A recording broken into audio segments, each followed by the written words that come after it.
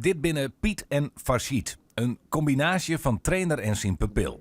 Of misschien wel beter. Misschien wat klef, maar is het ook een beetje een soort van vader-zoon relatie? Ja, 100%. Ja? 100%. Oh, dat is Maar die andere niet jongens klef, ook. dat ik het vraag. Nee, maar al die andere jongens hou ik ook heel veel van hoor. Mijn oom zegt, die traint hier ook. En, Het is echt houden van. Ja. Waarom Farshid? Ja, de klik. Het is gewoon alsof je passie met deelt. familie bent. Farshid is Noord-Nederlands kampioen in verschillende jeugdklassen. En wil aan de stapmeidje naar de senioren en naar de heeste klasse. Nou, hij moet nog een paar wedstrijden winnen in de CA-klasse en dan bokst hij op het hoogste niveau. Hij zit al bij Team Nederland, is hij mee geweest. Hij heeft gebokst voor het Dutch Wintelteam. Dat is ook een van de betere boxers uit Nederland. En wat er daarvoor geselecteerd. Heeft diverse malen al meegetraind met Henny van Bemmel, de bondscoach op Papendal. Dus hij zit veilig al op een niveau waar een heleboel jongens van dromen. Hè?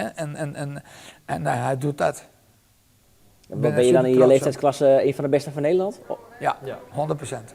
Sneum besteedt de boxclub Frisia 84 hier.